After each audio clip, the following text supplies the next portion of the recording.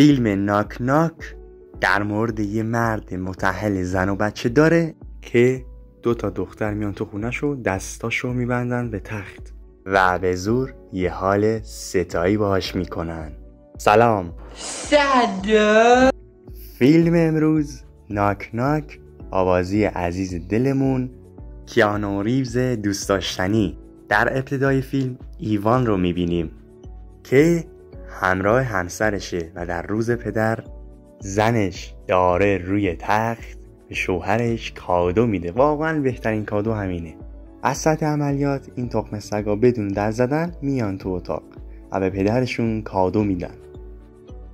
ای بابا گروه پدرشون مزاحم اومد، اونم شانس مایه. بچه ها رو بیرون میکنه، میگه خانم جان بیا ادامه برنامه رو بریم. میگه شرمنده سلطان باید بچه ها رو آماده کنم بریم مسافرت. وقتی برگشتیم یه حال اساسی بهت میدم و ایشون رو دست به موز رها میکنه. زنش تو کار مجسمه سازیه و باید بره به شهر دیگه برای مسافرت تا مجسمه ها رو تحویل بده. ایوان چون یه پروژه داره نمیتونه با خانوادش بره. این بزرگوار داره کار میکنه که در میزنن.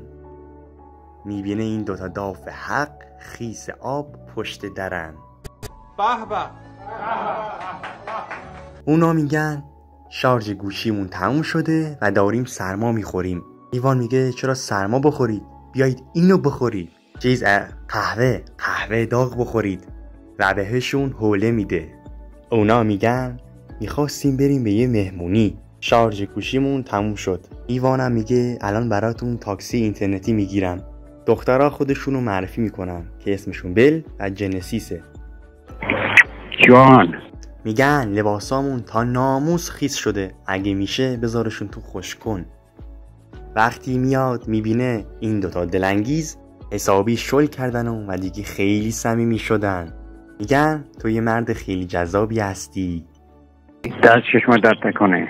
چطوری تونستی این همه سال با همسرت بمونی و خیانت نکنی؟ واقعا حیفی. ایوان میگه شیطون نشید، من همسرم رو دوست دارم. پاشید خودتون رو جمع جور کنی تا 20 دقیقه دیگه تاکسی میرسه.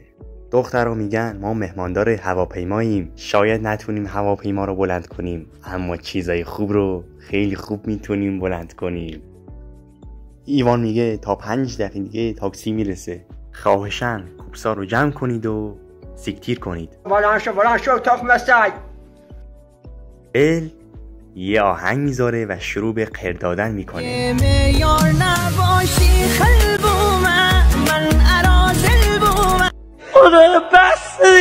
و هی اصرار میکنه تو هم یه تکونی بده، اما ایوان قبول نمیکنه. بابا تو چرا اینقدر سفتی؟ دختره میاد تا از ایوان جان لبو رو بگیره که تاکسی میرسه. ایوان میاد دم حموم و میگه لباساتون خشک شده، کجایید؟ من چشامو گرفتم، خواهشاً کسی پالخت و سلخت نباشه، ماتت‌ها رو بپوشونید که دارم میام داخل. این 2 بدون لباس وایسادن منتظر و شروع میکنن خودشونو مالیدن به ایوان. این 2 علاقه خیلی شدیدی به موسیقی دارن و میرن اون پایین براش فلوت بزنن. بعدم ایوان به روش سرخپوستی و سامورایی و انواع اقسام ترتیب این 2 گلم رو میده. یعنی دختر شما رو صبح که بلند میشه میبینه که اینا هر کاری تو خونه میکنن و بیرونم نمیرن. میخوره ها؟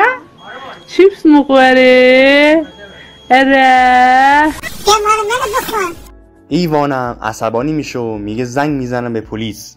دخترها میگن تخم بابات نیستی اگه زنگ نزنی. پلیس بیاد ببینن تو با 2 دختر 15 ساله چیکارا که کردی.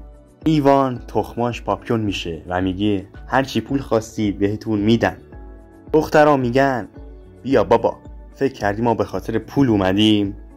ایوانم میگه شما فیلمای تخمی تخیلی زیاد نگاه میکنید. زنگ میزنن پلیس، هرچی بادا باد. دخترها تلفن رو قطع میکنن و میگن باشه ما رو برسون خونه. الکی یه جا رو نشون میدن و میگن اینجا خونمونه.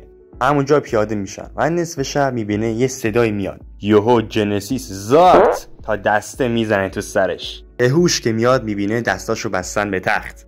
بن میاد و سریع دست به تنبول میشه و بعدم چهارتایی با هم سلفی میگیرن. ایوان کسی که داده به اون.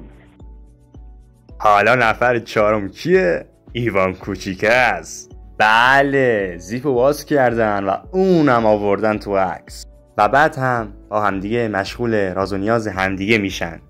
همزمان فیلم هم میگیرن. نه اونجوری اصلا نمیتونم. زیر دیلم درد گرفت. وسط عملیات ایوان دستشو باز میکنه و بهشون حمله میکنه، اما جنسیس با یه چاقو میزنه توی شونش و میبندنش به صندلی که یه دفعه‌ای در میزنن. این داداش کلفتمون با یه خیار 30 سانتی میاد جلوی در و میگه من بکن محلم، چربش کنی دارم میام.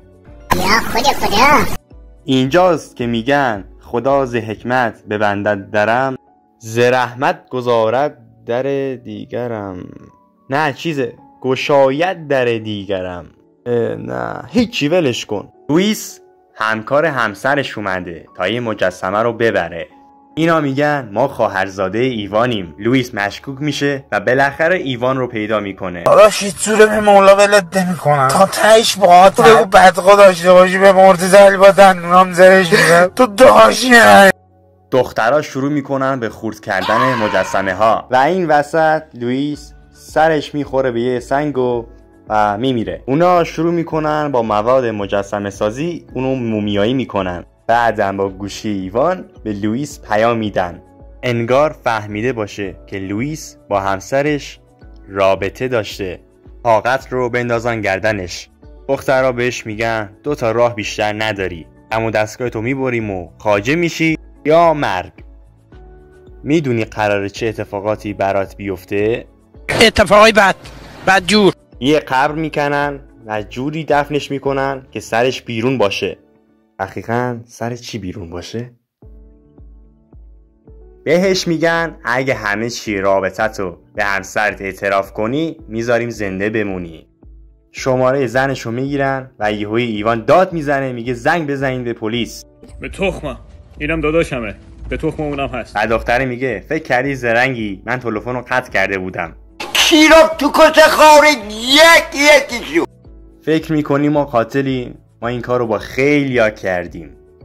اون فیلمی که 4 نفری با ایوان کوچیک گرفتیم رو آنلاین گذاشتیم تو فیسبوک و داریم پخش میکنیم. یه جوری گوشی رو گذاشته که بتونه نظرات از کامنت های مردم رو بخونه. همسر ایوان که برمیگرده پشماش میریزه و مغز خر نویسنده همینجا فیلم رو با ماه تحت خیلی خیلی باز تموم میکنه. الان چرا نمیرید؟ تموم شد. واقعا شما دنبال چی هستید؟ من کس میخوام. شما لایک میکنی، شما سابسکرایب، شما لایک و سابسکرایب با هم، شما کامنت بذاری کافیه. همه لایک سابسکرایب. خداحافظ.